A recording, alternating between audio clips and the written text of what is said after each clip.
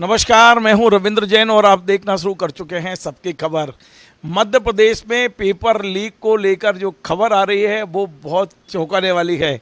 दरअसल मध्य प्रदेश में व्यापम कांड हुआ, मध्य प्रदेश में पेपर लीक हुए, मध्य प्रदेश में जो कर्मचारी चयन जो पहले व्यापम हुआ करता था उसी का नाम अब कर्मचारी चयन बोर्ड रख दिया गया है। उसने अब टेंडर निकाले हैं। मध्य प्रदेश में चूंकि सरकारी भर्तियां होनी हैं और सरकारी भर्तियों के लिए टेस्ट होंगे, एग्ज़ाम होंगे, उसके बाद में फिर वो पूरा की पूरा सीट बनेगी। लेकिन ये जो सारा काम करना है वो करना है कर्मचारी चयन बोर्ड को। कर्मचारी चयन बोर्ड के पास खुद का अपना कोई इंफ्रास्ट्रक्चर नहीं है, वो प्राइवेट एजेंसियां हायर करता है और उसके जरिए कर्मचारियों का चयन कराता है। तो ये जो चयन का किया जाना है, इसके लिए सबसे हास्यास्पद खबर ये है और ये बड़ा मजाक है कि दो एजेंसी हायर करने का निर्णय लिया है। पहली एजेंसी जो कर्मचारी चयन के लिए परीक्षा आयोजित करेगी, दूसरी एजेंसी जो इस एजेंसी पर नज़र रखेगी। अब आप बताइए कि एक पहली एजेंसी पर नज़र रख ले, दूसरी एजेंसी करेंगे तो ये तो अनंत कथा है कि दूसरी पे भी नज़र रखने के लिए तीसरी कर सकते हो आप। अब मध्य प्रदेश भर में इसको लेके बड़ा मजाक उड़ाया जा रहा है। लोग ये कह रहे हैं कि क्या मध्य प्रदेश के मुख्यमंत्री पर नज़र रखने के लिए एक और मुख्यमंत्री बनाया जाएगा? क्या मुख्य सचिव पर नज़र रखने के लिए एक और मुख्य सचिव भी बनाया जाएगा? क्या मंत्रियों पर नज़र रखने के लिए एक और कैबिनेट बनाई जाएगी? ये आखिर क्यों मजाक उड़ाया जा रहा है? हम और आप सब समझते हैं कि मुख्यमंत्री को जैसा अधिकारी बोलते हैं उस तरह की परमिशन मिल जाती है। हमें यह भी नहीं पता है कि अब मुख्यमंत्री से इसकी अनुमति ली है या अधिकारियों ने अपने लेवल पे ये दो टेंडर कर दिए हैं। लेकिन ये पूरे देश में एक मजाक का विषय बन गया है कि एक एजेंसी आप किसी काम के लिए हायर करें, उस एजेंसी पर नज़र रखने के लिए एक और एजेंसी हायर करें। तो ये कितना बड़ा मजाक है? क्या ऐसा होना चाहिए? आज मध्य प्रदेश से प्रकाशित एक बड़े समाचार पत्र दैनिक भास्कर ने भी इस पर उंगली उठाई है। हम मध्य प्रदेश के वरिष्ठ पत्रकार जो लंबे समय दिल्ली रहे हैं, मध्य प्रदेश में पॉलिटिकल और प्रशासनिक रिपोर्टिंग करते रहे, अरुण दीक्षित जी, उनसे समझते हैं कि क्या ये उचित है एक एजेंसी जिसे हम पैसा दे रहे हैं कि आपको ये काम करना है, उसके निगरानी के लिए दूसरी एजेंसी हायर करना। तो क्या मध्य प्रदेश में ये यदि पद्धति यहाँ से शुरू होती है तो क्या राजनीतिक क्षेत्र में काम करने वालों पर भी निगरानी के लिए कोई कमेटियाँ और एजेंसियाँ गठित की जाएंगी या हायर की जाएंगी? अरुण जी, आपका स्वागत है। जिस तरह की आज खबर आई है, लोग बड़ा मजाक उड़ा रहे हैं। लोग कह रहे हैं कि जब आप एक एजेंसी हायर कर रहे हैं तो उसकी इतनी जिम्मेदारी फिक्स करिए कि वो ईमानदारी से काम करे, और यदि वो बेईमानी करती है तो उसको दंड देने का प्रावधान होना चाहिए टेंडर में। लेकिन यहाँ तो दो टेंडर निकाल दिए गए हैं। एक टेंडर एजेंसी काम करेगी वहाँ पर कर्मचारी चयन बोर्ड के लिए जो भर्तियाँ होनी है, दूसरी एजेंसी उस एजेंसी पर नज़र रखने के लिए। तो यदि ऐसा है तो क्या मध्य प्रदेश में कैबिनेट भी दो बनाएंगे? क्या सीएस भी दो बनाएंगे? हर विभाग में प्रमुख सचिव भी दो करेंगे, एक काम करने के लिए, एक नज़र रखने के लिए? रविंद्र जी, ये सबसे बड़ा जो आपने कहा बहुत बड़ा मजाक है। इससे ऐसा लगता है कि जो हम लोगों ने एक बार चर्चा में कहा था कि नौकरशाही घोड़े की तरह है, उसकी कितनी लगाम खींची जा सकती है ये घुड़सवार तय करता है, और कैसे उसके ऊपर कसी हुई जीन को टाइट किया जा सकता है। लेकिन यहाँ ऐसा लग रहा है कि अब यहाँ घोड़ा जो है घुड़सवार को नचा रहा है। अगर मुख्यमंत्री ये टेंडर हुए हैं तो ये अपने आप में ये मुख्यमंत्री की सामान्य बुद्धि पर भी एक सवाल है, क्योंकि एक बड़ा पुराना चुटकुला है, आपने भी सुना होगा कि एक नवाब साहब थे, उनके यहाँ दूध आता था, उन्हें अचानक लगा कि दूध पतला हो गया है, दूधिया जो दूध लाता है उसमें कुछ गड़बड़ है, तो उन्होंने उसके ऊपर एक आदमी बैठा दिया कि देखो ये दूध ठीक लाता है कि नहीं लाता है। बाद में उन्हें पता लगा कि ये तो दूध और पतला हो रहा है, तो उन्होंने फिर तीसरा आदमी बैठा दिया, और जब उसके बाद भी दूध का पतला होना जारी रहा तो उन्होंने एक मैनेजर रख दिया उसके ऊपर। बाद में पता लगा कि एक दिन सिर्फ पानी आया, दूध आया ही नहीं। तो यहाँ भी ये है, आप देखिए मध्य प्रदेश का ये दुर्भाग्य है कि व्यापम उसके माथे पर लगा है। व्यापम का कलंक पूरी दुनिया में गया था। ये ठीक है कि सीबीआई ने, जैसे अभी अब एक्सपोज हो गई ना सीबीआई, नर्सिंग घोटाले में सीबीआई के लोगों ने पैसे लेके जिस तरह से चीज़ें बदली, वही व्यापम में हुआ। कोई नहीं बड़ा आदमी फंसा, लेकिन कितने लोग मरे, कहाँ कहाँ तक व्यापम गया। और आज भी मध्य प्रदेश के डॉक्टरों पर कोई भरोसा नहीं कर रहा है। मध्य प्रदेश के जो चुने गए लोग हैं और उसमें किसी बड़े आदमी को सजा नहीं मिली। तो वहाँ क्या हुआ था? व्यापम का जब मामला आया उसके बाद आपने व्यावसायिक परीक्षा मंडल को हटा के अंग्रेजी में मतलब कहाँ तो पूरी बीजेपी अंग्रेजी के खिलाफ रहती है, इसका नाम रखा गया था प्रोफेशनल एग्जामिनेशन बोर्ड। PEB, लेकिन बस अड्डे पे व्यापम ही लिखा था, व्यापम चौराहा ही लिखा हुआ था। वहाँ से आगे बढ़े तब कर्मचारी चयन मंडल हुआ।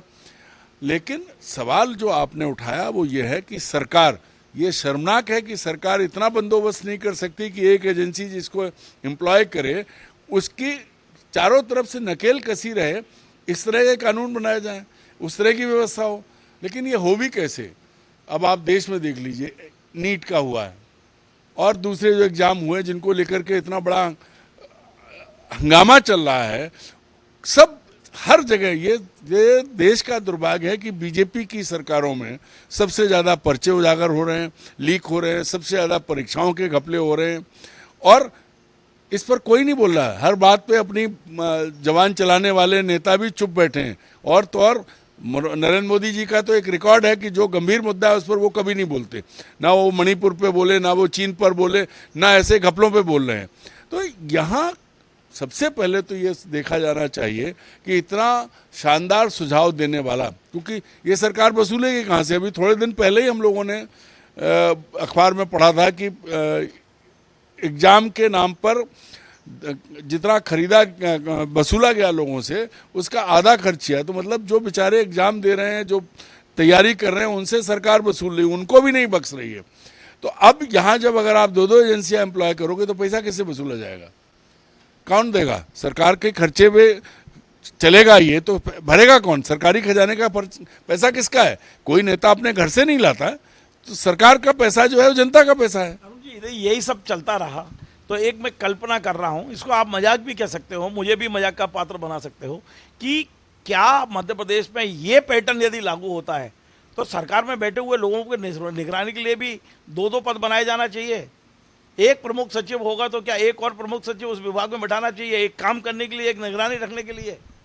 रवीन जी, ये मजाक की बात नहीं है, बहुत गंभीर है। फिर एक पैरेलल बीजेपी होनी चाहिए, क्योंकि एक बीजेपी में नेता खा रहे हैं, दंगा कर रहे हैं, तो दूसरी बीजेपी उनके ऊपर नज़र रखने के लिए होनी चाहिए। सरकार पूरी अलग होनी चाहिए, एक सरकार एग्जीक्यूटिव और एक विजिलेंस वाली, मुख्यमंत्री भी मुख्यमंत्री के ऊपर दूसरा होना चाहिए, और सारे ब्यूरोक्रेट पैरेलल होना चाहिए कि एक काम करेगा, दूसरा उस पर निगरानी रखेगा। ये सिस्टम पूरे प्रदेश में कर दीजिए ना, हर जगह। अस्पताल में 2 डॉक्टर, स्कूल में 2 मास्टर, इलाके में 2 पटवारी, क्योंकि कहीं कोई दूध का धुला नहीं है, हर जगह गड़बड़ हो रही है। और अभी तो लेटेस्ट में पटवारियों को लेकर परिणाम तो वही आएगा जो दूध का परिणाम आया था, पानी हो गया। भुगतेगा कौन? सब मिलकर खाएंगे, फिर सब ज़्यादा खाएंगे और भुगतना आम आदमी को पड़ेगा। अभी जिस काम के पटवारी 1000 रुपये ले रहा है, उसके लिए फिर वो 2500 रुपये लेगा। अरुण जी, आपने सुना होगा, परसों राहुल गांधी ने दिल्ली में प्रेस कॉन्फ्रेंस की थी।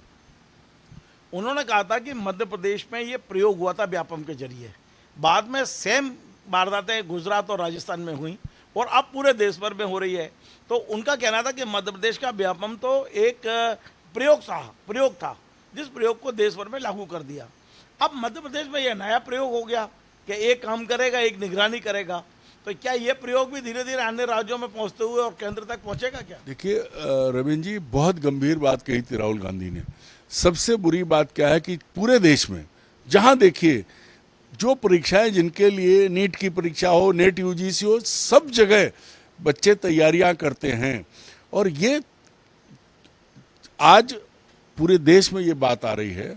मैं उस संस्था का, संगठन का नाम नहीं लेना चाहता, कि जब आपके पास योग्य लोग नहीं हैं, चाहे नीट के जिन्होंने एग्जाम कराया उनकी हैसियत क्या है, इनके पास जब योग्य और सही लोगों को, तो ये अर्बन नक्सल या कुछ बना के बैठा देंगे। एक थॉट, एक विचारधारा को प्रोवोक करने के लिए ये मूर्खों को आगे ला रहे हैं। वो मूर्ख जो मनमानी है, जो उनको समझ में आ रहा है वो कर रहे हैं। ये शुद्ध रूप से जो चीज़ें हुई हैं, जो राहुल गांधी ने कही है, उसको दूसरे शब्दों में कहें तो पूरी परीक्षा व्यवस्था मूर्खों के हाथ में है और चोरों के हाथ में है।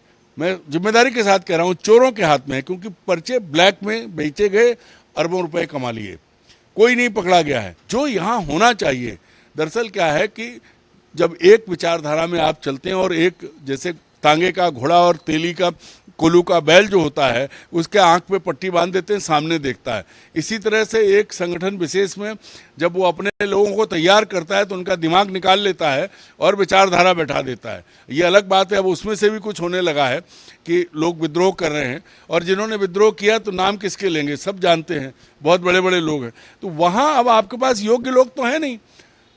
क्यों? क्योंकि आपने योग्यता की बजाय अपने विचार को आगे बढ़ाने के लिए आपकी योग्यता का मापदंड ये था कि जो आपने पढ़ाया वो पढ़े, दुनिया में क्या हो रहा है, वास्तविकता क्या है, इस पर ध्यान नहीं दिया गया। अब ऐसे लोगों को, चाहे आप टेक्स्ट बुक में परिवर्तन करें, चाहे आप परीक्षा व्यवस्था में परिवर्तन करें, चाहे आप अयोग्य लोगों को, जिनकी मतलब आप याद करिए कि मध्य प्रदेश लोक सेवा आयोग में जूनियर स्कूल में पढ़ाने वाली एक टीचर को मेंबर बना दिया गया था, टेलर की दुकान करने वाले को पोल्यूशन कंट्रोल बोर्ड का मेंबर बना दिया गया था। इनके पास योग्यता नहीं है, इनके पास वो संघ की निष्ठा वो सबसे ज़्यादा काम आती है। योग्यता है या नहीं है कोई फर्क नहीं पड़ता। आप देखिए, कभी ऐसा आपने सुना था आपका और हमारा जीवन इतना हो गया कि कुलपति 20 करोड़ का घपला करते हुए पकड़ा जाए, उसकी फरार हो जाए, पकड़ा जाए। और सबसे बड़ी चीज़ है कि उनकी नियुक्ति दोबारा कैसे हुई थी, एक टर्म के बाद किसने पैसा लिया। ये जो हो रहा है, तो आप अगर ये प्रयोग श्रीमान मोहन यादव की सरकार करने जा रही है तो बहुत अच्छी बात है कि हर जगह पैरेलल सिस्टम खड़ा कर दें। फिर पुलिस भी लानी पड़ेगी दूसरी आपको, फिर पूरी ब्यूरोक्रेसी के लिए एक अलग काडर बनना पड़ेगा, एक आईएएस आईपीएस काडर, एक आईपीएस विजिलेंस, पटवारी से लेके ऊपर तक जो है ये व्यवस्था करें, अन्यथा खुद मजाक बनेगा जब ये बात आएगी। और मुझे समझ नहीं आता कि कैसे ये बात मान ली गई। अरुण जी, आपने पिछले इंटरव्यू में कहा था कि डॉक्टर मोहन यादव को 6 महीने का टाइम मिलना चाहिए। अब उनका 6 महीने का टाइम पिछले सप्ताह में पूरा हो गया है, और अब इस तरह की जो खबरें आ रही हैं, आपने सुना होगा कि भारतीय जनता पार्टी के 6 विधायक लगातार प्रदर्शन अपनी सरकार के खिलाफ कर रहे हैं, सरकार और में समन्वय नहीं हो रहा है। आपने सुना कि जिस तरह से ये जो अधिकारियों ने एक नया खेल कर दिया कि एक एजेंसी काम करेगी, दूसरी एजेंसी नज़र रखेगी उन पर। तो मोहन यादव जी की भूमिका क्या लग रही है? क्या उनको समझ में नहीं आ रहा है या उनको अंधेरे में रखा जा रहा है? कोई भी मुख्यमंत्री क्यों चाहेगा कि उसकी सरकार की बदनामी हो? क्यों चाहेगा कि उसके विधायक उसकी सरकार के खिलाफ धरने पर बैठे? आखिर मोहन यादव का अभी तक ऐसा कोई फाउल नहीं है, लेकिन एक ही फाउल हम कह सकते हैं कि वो अधिकारियों को नियंत्रण नहीं कर पा रहे। रविंद्र जी, एक बात बताइए, क्या मोहन यादव अपने बूते पे सरकार लाए? आज 6 महीने के बाद 10 दिन और हो गए, आज हम ये बात कह सकते हैं कि अभी तक रिमोट कंट्रोल से आगे नहीं दिखे हैं वो। और दूसरी बात मैं जिम्मेदारी के साथ कह रहा हूँ कि वो लोग जो व्यापम में बदनाम हुए, जिनकी दलाली, जिनकी जो शून्य से शिखर तक पहुँचे हैं, अब वो फिर इस सरकार में उसी तरह से एक्टिव हैं। कलेक्शन सेंटर खुले हुए हैं अलग अलग डिपार्टमेंट के, उनमें अलग अलग टैक्स हैं और सब कुछ यही हो रहा है। सब कुछ मोहन यादव जी को ही पता है। तो मुझे तो ऐसा लगता है कि जिन्होंने इन्हें मुख्यमंत्री बनवाया है वो इनसे ये काम करवा रहे हैं। मोहन यादव खुद इतने तो गैर अनुभवी नहीं हो सकते, लेकिन इतने गैर अनुभवी नहीं हो सकते कि वो सब चीज़ें करें जिनको लेकर के शिवराज सिंह बदनामी का ठीकरा आज तक झेल रहे हैं। वही सारी चीज़ें हो रही हैं, वही लोग पैसे वसूली के कर रहे हैं। सारा होता सब है, किसी सरकार में ऐसा नहीं था कि कोई ये कहे सरकार के हर डिपार्टमेंट से वसूली होती है, आप भी जानते, सब जानते। लेकिन जो लोग बदनाम, जिनकी वजह से मंत्री जेल में गए, वो आज मुख्यमंत्री के पूर्व निवास के सामने बैठ के कलेक्शन का काम कर रहे हैं और दुनिया देख रही है। मुख्यमंत्री को नहीं पता है। मुख्यमंत्री को अब ये समझना पड़ेगा, या तो वो कर रहे हैं। मुख्यमंत्री को कोई सुझाव देना चाहोगे? सुझाव नहीं दे सकता, क्योंकि भैया उनको सुझाव, हमारा आपका सुझाव नहीं चलेगा। जिन्होंने उन्हें मुख्यमंत्री बनाया उन्होंने, आपने 6 महीने सुझाव दे लिए, आप नहीं देना। अब क्या है, अब तो वो टैक्स सामने आ गया ना कि भाई 6 महीने बाद आप वही कर रहे हो जो आपसे कराया जा रहा है। अगर ऐसा नहीं होता तो ये चीज़ें नहीं होती। वही सारे लोग, सिस्टम सबका होता है। अरे भाई, आप तो सोचिए कि मुख्यमंत्री के आसपास के लोग बड़ी बड़ी जमीनों के 6 महीने में बड़ी बड़ी डील्स के लिए लोग घूमने लगे हैं। ये मुझे ऐसा लगता है कि मोहन यादव जी को या तो षड्यंत्रपूर्वक बदनाम करने की कोशिश बीजेपी के भीतर हो रही है ताकि वो बदनाम हो और उन्हें हटाया जा सके, क्योंकि वो विधायकों के चुने हुए मुख्यमंत्री नहीं है, या फिर जिन लोगों ने उन्हें मुख्यमंत्री बनाया है उन्होंने सिर्फ कलेक्शन एजेंट बना दिया है मुख्यमंत्री की कुर्सी बैठा के, तो वो आदमी तो बदनाम होगा, अब ये तो मुख्यमंत्री जाने कि उन्हें कौन सलाह दे रहा हो, क्या क्या कराया जा रहा है, लेकिन पूरा भोपाल, पूरा मध्य प्रदेश देख रहा है कि जो कुछ शिवराज सिंह के राज में हो रहा था अब फिर वही हो रहा है। बहुत बहुत धन्यवाद। तो आप थे अरुण दीक्षित जी, वरिष्ठ पत्रकार। आज हमने बहुत गंभीर मुद्दों पर बात की है। हो सकता है कुछ शब्द हमारे तीखे हों, लेकिन हमारा उद्देश्य हमेशा सरकार को जगाने का है। आज जो अधिकारी सरकार से कराना चाहते हैं, हम चाहते हैं कि सरकार इस पर गंभीरता से विचार करे। यदि एक बार आपने कर्मचारी चयन आयोग में, जो बोर्ड है चयन बोर्ड में, आपने एक एजेंसी हायर करके दूसरी एजेंसी उसकी निगरानी के लिए लगाते हो, तो आप ये फिर यहाँ ख़त्म नहीं होगा, ये फिर मध्य प्रदेश में बढ़ता जाएगा। और फिर सत्ता से लेके संगठन तक क्या आप एक दूसरे की निगरानी करते रहेंगे? क्या आप ऐसे कानून नहीं बना सकते हो कि जो एजेंसी आप हायर कर रहे हैं वो ईमानदारी से काम करे, या उसे ईमानदारी से हम काम करने दें? तो ये जो सारे मुद्दे हैं, निश्चित तौर पे इसका खामियाजा मध्य प्रदेश की युवा पीढ़ी भुगत रही है, मध्य प्रदेश के युवा भुगत रहे हैं। आप पैसा हालांकि उन्हीं की जेब से निकालने वाले हो। इसलिए हम जब तक हैं, हम इन मुद्दों को उठाते रहेंगे, ताकत से उठाते रहेंगे। मुख्यमंत्री जी यदि मेरा प्रोग्राम सुन रहे हैं तो इस पर भी गंभीरता से विचार करें और इस तरह की फिजूल खर्ची को रोकें। जो युवा मध्य प्रदेश में बहुत बेरोजगार हैं, उन बेरोजगार युवाओं की ओर ध्यान दीजिए आप। और इस तरह की ये जो खर्चीले आप जो टेंडर निकाले जा रहे हैं, इसको रोकने की तत्काल कार्रवाई की जाना चाहिए। आपको यदि हमारा ये कार्यक्रम पसंद आए, आप इसे शेयर करें, लाइक करें, कमेंट करें, और आपसे बार बार निवेदन है हमारे चैनल को सब्सक्राइब अवश्य करें। धन्यवाद।